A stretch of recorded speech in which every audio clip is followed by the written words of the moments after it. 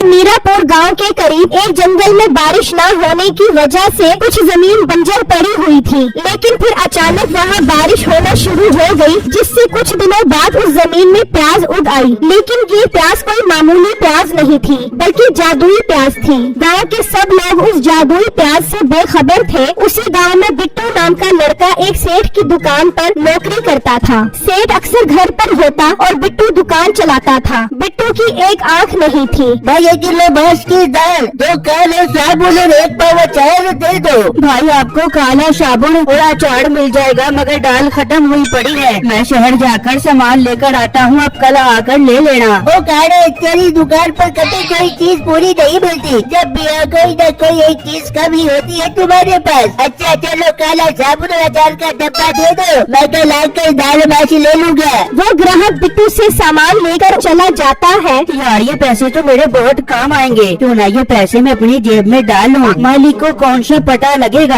बेगम मैं दुकान पर जा रहा हूँ, बिट्टू को शहर बेच कर सामान मंगवाना है, तो खाना तैयार करके रखी, मैं शाम में आकर खाऊंगा। ठीक है, आप आ जाए, मैं खाना तैयार करके रखूंगी आपके लिए। फिर वो सेठ घर से निकलता है और अपनी दुकान पर आता है। हाँ बेटो सुनाओ, कितनी सेल हुई है दुकान पर? मालिक सेल कहाँ से होती, कोई भी ग्राहक नहीं आया। बेटो मुझे काफी देर हो गई है गए हुए, अभी तक कोई ग्राहक क्यों नहीं आया? मालिक मैं आपसे झूठ नहीं बोल रहा, कोई भी ग्राहक नहीं आया। ठीक है तो शहर जा और मांस की दाल और चने की बोरियां लेकर आ। ठीक है मालिक, मैं जाता हूँ। फिर सेठ अपनी दुकान के अंदर आ जाता है और बिट्टू बैलगाड़ी पर सामान लेने चला जाता है। और शहर में गोदाम के मुलाजिम दाल और चना उसकी बैलगाड़ी पर लोड करने लगते हैं। वहाँ सेठ के पास एक और ग्राहक आता है। भाई 1 अचार का डब्बा दे दो। अच्छा देता हूँ आपको अचार का डब्बा। फिर जब उसकी नजर पड़ती है तो वहाँ अचार का डब्बा होता ही नहीं। ये अचार का डब्बा कहाँ गया? मैं जब घर गया था तो डब्बा तो यहीं पर पड़ा था। कहीं बिट्टू ने तो नहीं बेच दिया और मुझसे झूठ बोला।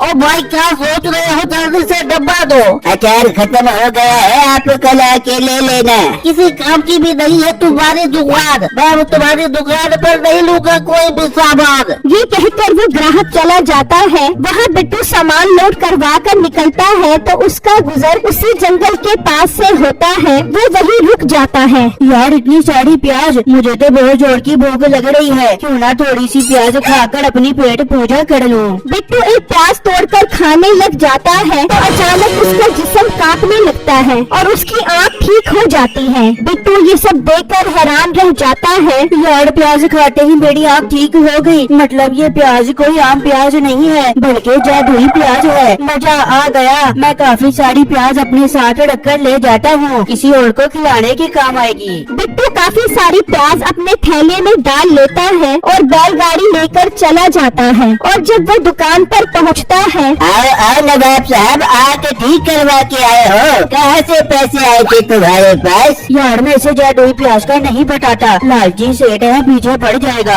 बता बेटू, बोलता क्यों नहीं? सुबह ग्राहक आया था, उससे काला साबुन और अचार का डब्बा बेचा था। नहीं बेचा था, कोई ग्राहक नहीं आया। हाँ आया था, ग्राहक आया था, बेचा था। हाँ सच तेरे मुँह से निकल गया तेरे मुँह से सच।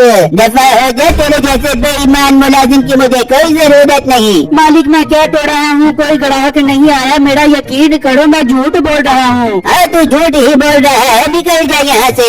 बिट्टू उदास होकर वहाँ से चला जाता है और एक जगह पर आकर बैठ जाता है। यार इसका मतलब ये प्याज कोई आम प्याज नहीं है, बल्कि जादुई प्याज है। इसे खाकर इंसान ठीक भी हो जाता है और सच भी बोलने लगता है। चल बिट्टू उठ जा और लोगों को इसका कमाल दिखा। फिर बिट्टू वो प्याज लेकर वहाँ से चला जाता है और दूसरी तरफ एक माजूर आदमी अखबार बेच रहा होता है। पहला भाई मुझसे अखबार ले लो, मैं माजूर इंसान हूँ, चल फिर कर अखबार नहीं बेच सकता। तो बिट्टू वहाँ से गुजर रहा होता है, उसकी नजर उसी आदमी पर पड़ती है। यार बेचारा दोनों पाँव से माजूर होकर भी इतनी मेहनत कर रहा है। तो बिट्टू उसके पास आ जाता है। भाई वाकई सच में आपके दोनों पाँव नहीं है क्या रे भाई, दोनों पाँव से मासूम इंसान का मजाक उड़ा रहे हो आप। भाई मैं मजाक नहीं उड़ा रहा। ये बताओ आप चाहते हो कि आपके दोनों पाँव ठीक हो जाएं? क्या बात कर रहे हो आप? कौन पाँव से मासूम इंसान नहीं चाहेगा कि उसके पाँव आ जाए? अच्छा पाँव चाहते हो तो अपना मुंह खोलो। फिर बिट्टू उसे प्यास खिलाता है तो उस आदमी को जोर जोर से झटके लगने लगते हैं। अरे मेरे अल्लाह, ये इतनी जोर जोर से झटके क्यों खा रहा है? तो वो आदमी अचानक अपने पाँव पर खड़ा हो जाता है। अरे वाह भाई वाह, मेरे पाँव आ गए, शुक्रिया भाई, आपने मेरे दोनों पाँव लाकर दे दिए। अब मैं ये अखबार भाग भाग कर बेचूंगा।